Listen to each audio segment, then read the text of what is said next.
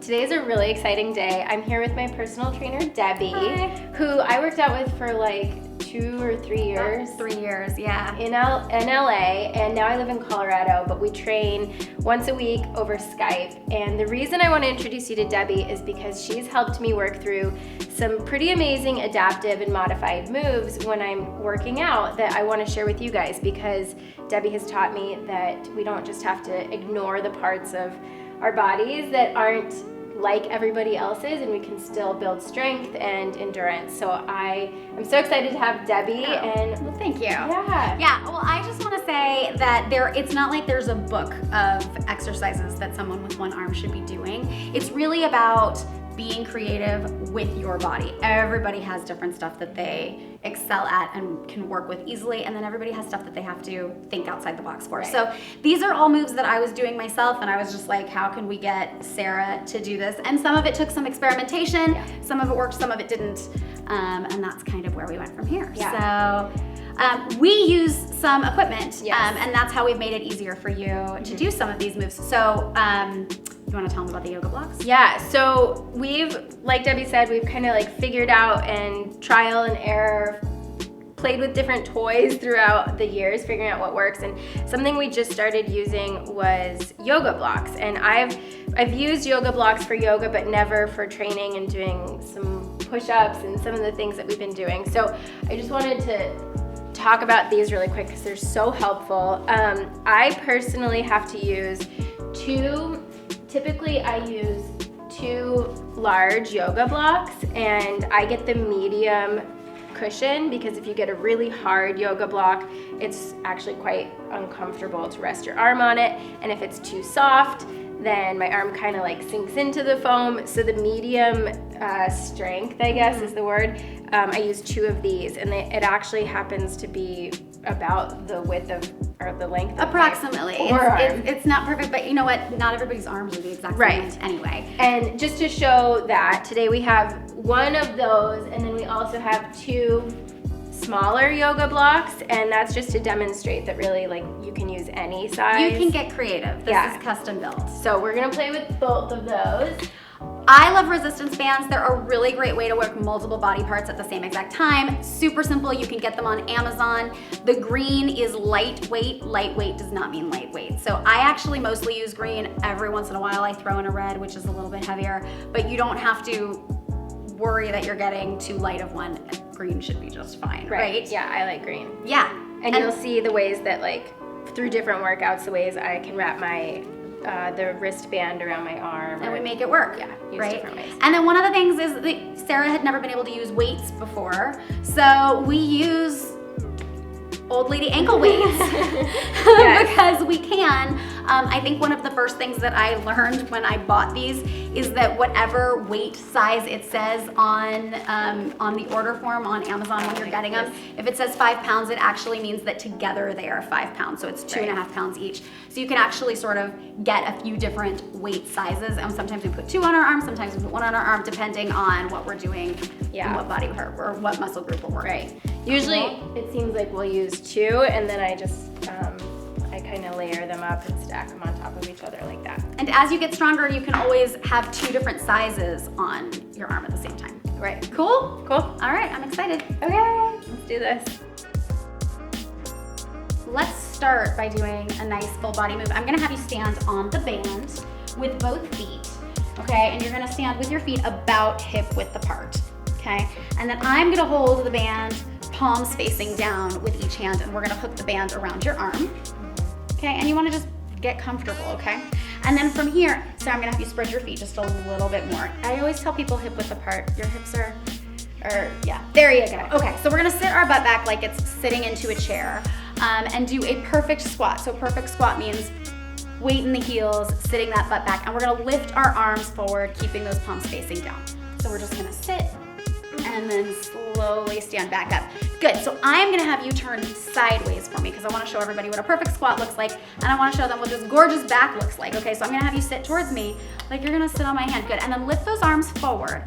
Good, and you will notice that her back is nice and straight. It's almost like if she had a tail, it'd be poking up versus tucked under her legs, right? And then slowly stand back up, and as you stand back up, you're gonna bring the arms back down simultaneously. Lift your arms as you sit, and then lower your arms as you stand. Do it again, lift your arms as you sit.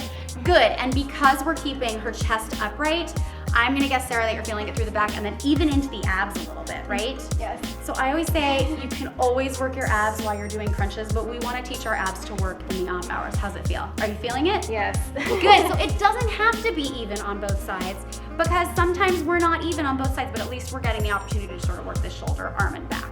Cool? What about if like this arm is feeling way too tight? You know, you taught me. Oh, so it depends on however close you're standing to the handle, it's gonna alter the resistance. So go ahead and turn back towards this way for me. So if it's too tight, I'm gonna give myself a little bit more slack and then it's gonna be looser. If it's too easy, I'm gonna stand closer to the handle and then I'm gonna have less resistance there, which is why I say it might be a little different on both sides, right? Yeah. But that's okay. We wanna make sure that the hands are coming up straight as opposed to out to the side. Good. And then slowly stand back up. Yeah.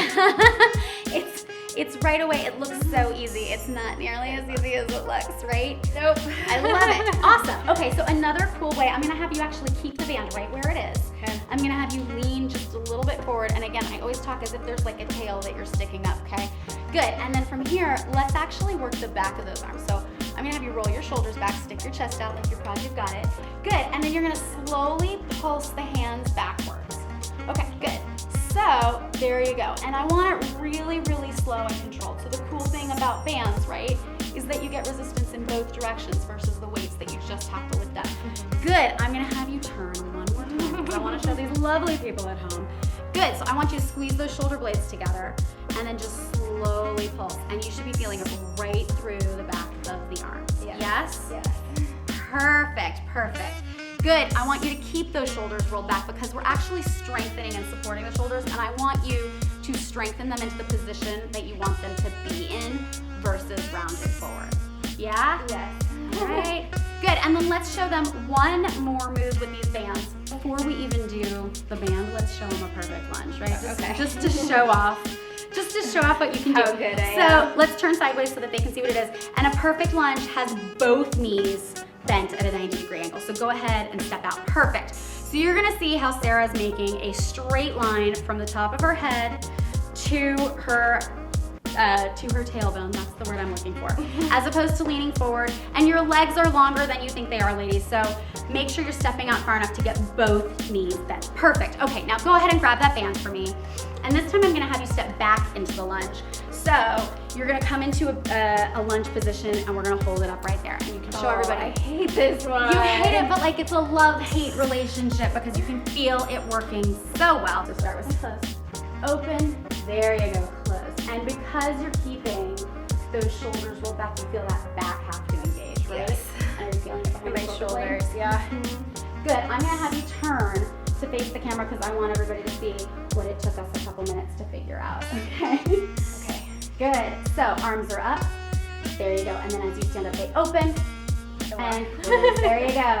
Open and close, it's like rubbing your head and tapping your belly. I said that wrong too, rubbing your Tapping your head and rubbing there you your go. There you go, perfect. But we are working so many muscle groups at the same time that even the core is getting engaged. I like it, you did great. So how many of those do we do? You know, I always say start with, if you start to feel like your body's not doing it properly anymore, then you've probably hit your limit. So I always start with like 10, 15. I never go more than 20, at least without taking a break. But it's not about how many you do, honestly, it's really about the quality. So I would much prefer someone doing 10 really, really well than doing 20 just sort of, Okay, cool? Cool. Thanks. You're welcome. My favorite thing to do is to work multiple body parts at the same time. So I'm gonna show you the move the way I would do it, and then we'll talk through how we got you where you're doing it, okay? So I'm gonna start in, I call it like a bear crawl position. So my hands are right below my shoulders, my knees are right below my hips, I tuck my toes, and then I'm gonna push up just an inch off the ground. Now I always like to say that there's like a wine glass on my back, so gotta hold that back steady because Mama hates to spill her wine. And then from here I'm gonna take the weight and I'm just gonna do tricep extensions. And because I'm keeping my back super, super flat, and I'm elevated, I'm really engaging those quads, I'm using the back, I'm using the abs, and of course my arms are getting a workout. So let's show the world how Sarah would do this move. Okay. All right, so I'm gonna bring you down onto your hands and knees, okay? And we're gonna start with this arm. So, because I was only on one arm, you get to be on only one arm. So tuck your toes. Perfect, and I'm gonna have you lift ever so slightly off of the ground. Okay, good. Think about pulling all those muscles tight, and then you're just gonna push that arm back as if you're trying to tap my hand, nice and slow. So I usually do 15 of these. 5, 6, 7, sorry, Sarah. 8, 9, this looks good. 10, 5 more. 5, 4, 3, 2, 1. Good, take a break. So it's not the same exact move as if I were doing my triceps, but that's okay. We're working those muscle groups. So now I'm going to have you do the other side, and we're gonna use our yoga blocks instead of an arm. All right, so good. So we're still gonna tuck the toes, and we're in the same exact position, but now you can see how we're using the yoga blocks instead for Sarah's arm. So then that arm comes up. We're gonna keep it in the You can do this. We have done it. Good, and then it's just a press back. 1, 2, good. 3, now you may feel a little less stable. 4, 5, that's okay, this looks great. 6, I want you to flatten that butt. Good. Take a break when you need to. Come on back up. I just don't want you to be lopsided. All right. 7, good. 8, relax the neck. Oh gosh. 9, 10, I want 5 more. 5, Oh my gosh. 4, you're good. 3, very nice. 2, and 1, good. Come down, look how, and you came down so gracefully, like you didn't just flop yourself. I love it. Quads are burning. I know, it works the whole thing. Everything has to work together. Good, so the next move I wanna show you and show people how we've gotten you to do our mountain climbers, because it's kind of in almost every workout class that you go to at the gym. Yeah. And if you had a way to do that, wouldn't it be cool? So I'm doing mountain climbers. I'm in a perfect plank position. My hands are right below my shoulders. I feel like I'm pulling my knees back towards my body. My elbows back towards my body, my knees forward toward my elbows. And then from here, I'm just gonna run in place. So as people get tired, it starts to become one of these, right? That's not what we're looking for, it's here. So we are gonna use the yoga blocks. And you can go this way for me right here. You can go the same position I was in. And you can use the yoga blocks. Oh gosh. All right. And you're gonna stand up into a plank so the legs are straight. Good, and I want you to feel like you're pulling your elbows back towards your knees, and then from there you get to run in place. That is a gorgeous mountain climber. Can you feel it? Now you should be feeling this all the way through the back.